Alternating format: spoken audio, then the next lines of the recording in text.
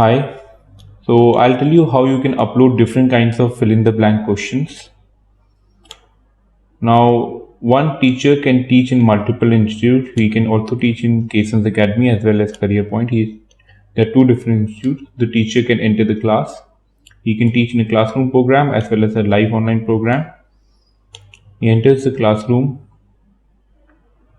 and he sees the list of topics. Now he can select and he has to mark all these topics as he keep on teaching the topic. He'll see all the list of topics, and if there's any topic missing he can point it out from here. Again, mark this topic as complete. Now it will come up with a pop-up. Manual selection, automatic selection. You go to manual selection or automatic, and then since there are no questions uploaded, it's not going to show any questions. So I'll do one thing. I'll click on add new question, and I can add new questions for this particular topic. All right. Now I select over here fill in the blanks.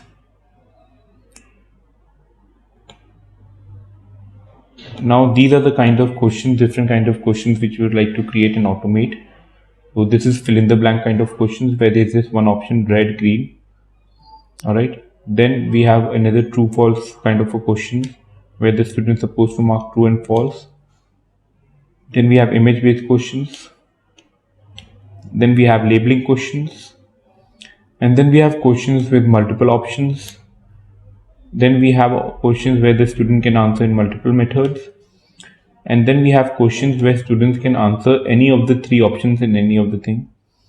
Let me just show you how you're supposed to enter. So now wherever the blank is supposed to come, you're supposed to enter the blank value under the dollar sign. So let me just try to complete this phase for you.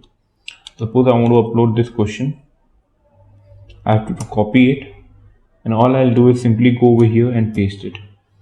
It will automatically take all the images in the Word file. Just arrange it as per your likings, however you want to how you want to fill it. And then the moment it is done, now this red, green and silver is the answer. If you view demo, you will see over here, this will become like this. All right.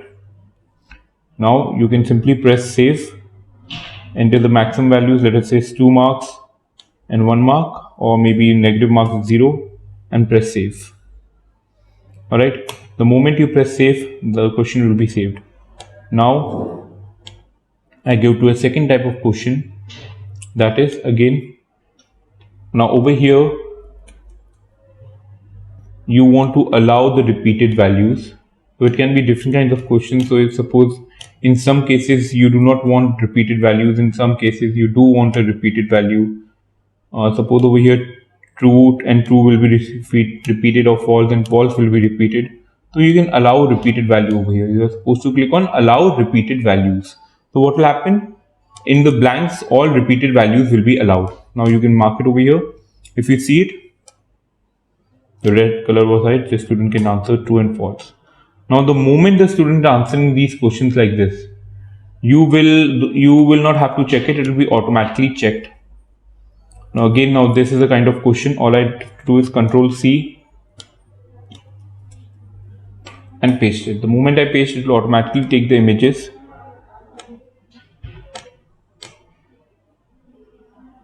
and arrange the question approximately the same way it was done in the Word file.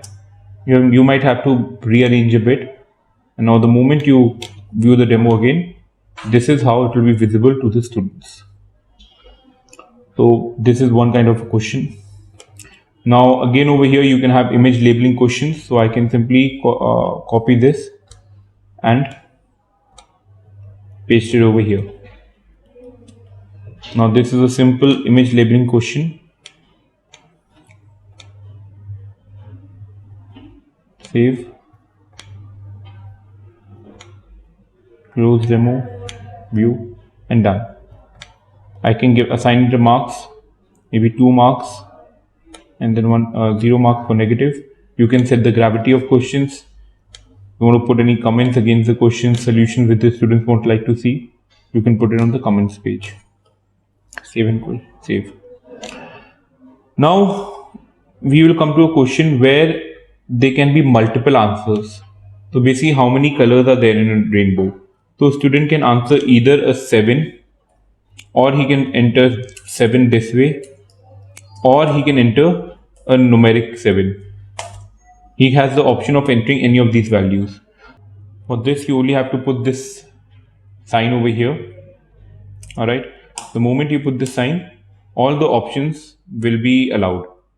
So now the student can enter either 7, 7 or numerical 7. In this case, all the three values will be marked as complete. So let me just give you an example of this. So this is how the student will be seeing the question. So the student can answer either 7 or he can answer 7. Now, if you see over here, this is a capital S and this is a small s. So all the fill in the blanks are not case dependent, they are completely case independent. All right. Now we go to a slightly difficult question over here where he can enter either t or true. He can enter any of these values. So again, you have to go over here and simply paste it over here. You have to if you want, you can rearrange it, make it better, and the moment you do it, done. Now the student over here can enter either t or he can enter complete false. Both the cases, the answer will be marked as correct. You can have different questions for different marks for every question. Now this is a scenario, name any 3 colors of a rainbow. Now the student can name any colors. He can name red, orange, yellow, but you don't want that, he should be putting red, red, red in all the 3 boxes, right? So this is how you create it. And now once you create something like this, all you have to do is, by default, 1, 2, 3. Now this is how it will be visible to the students. Name any 3 colors on a rainbow. The students can write it over here.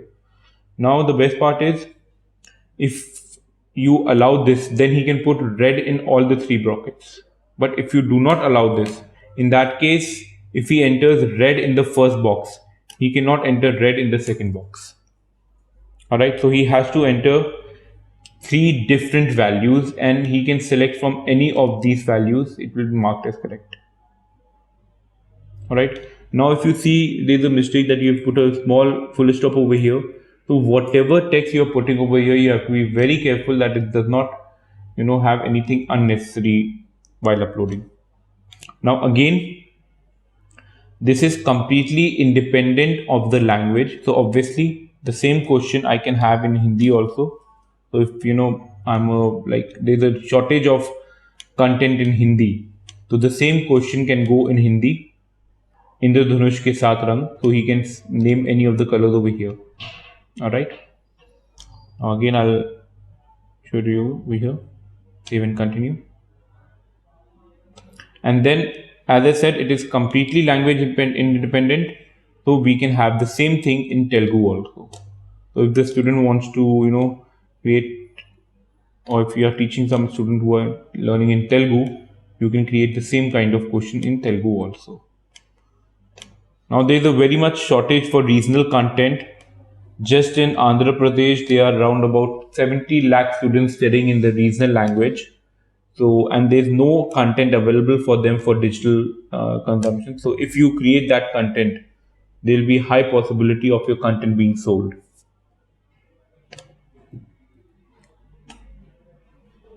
All right. So this is how all the different kinds of content is given. Now, if the teacher, all right, save and continue. So this is how you will be uploading different kinds of fill in the blanks type questions. Thank you.